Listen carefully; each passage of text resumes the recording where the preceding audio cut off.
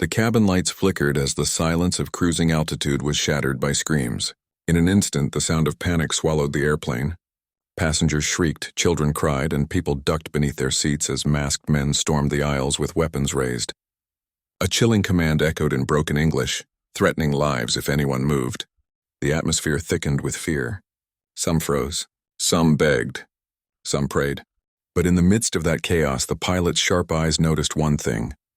A single woman, sitting calmly in seat 22A, her gaze steady, her posture unshaken, as if she had been expecting this moment all along.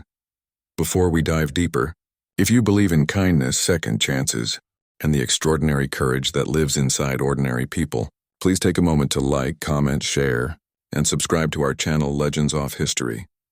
It helps us keep these true, inspiring, and emotional stories alive for the world.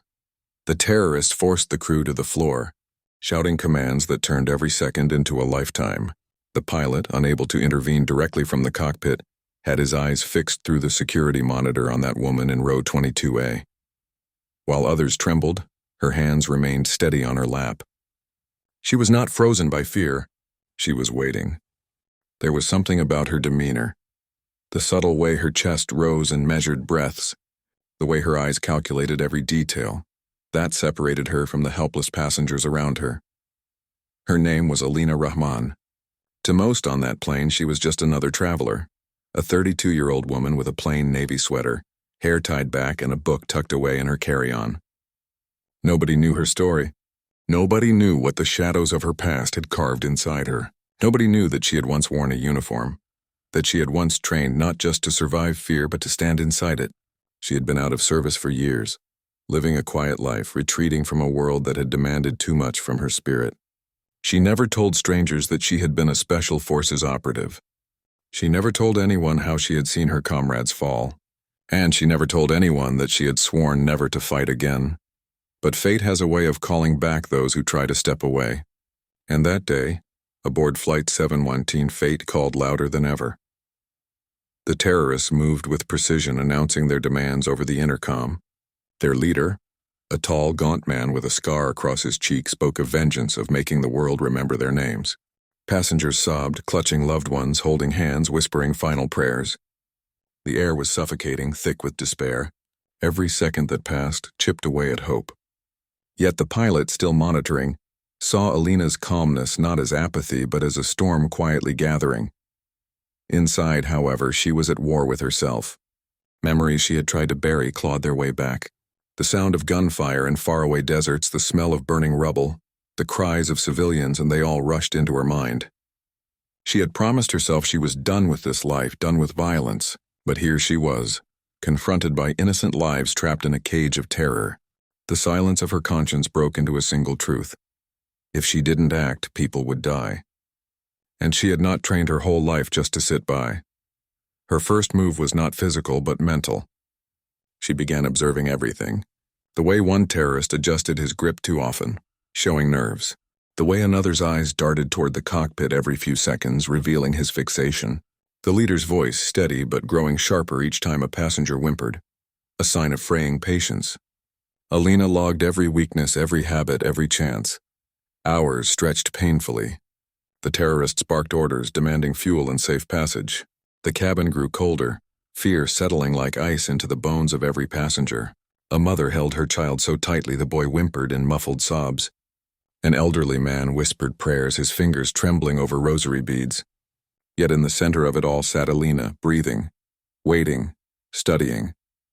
Her stillness began to draw glances from those around her. To them, she wasn't just calm. She was hope disguised as silence.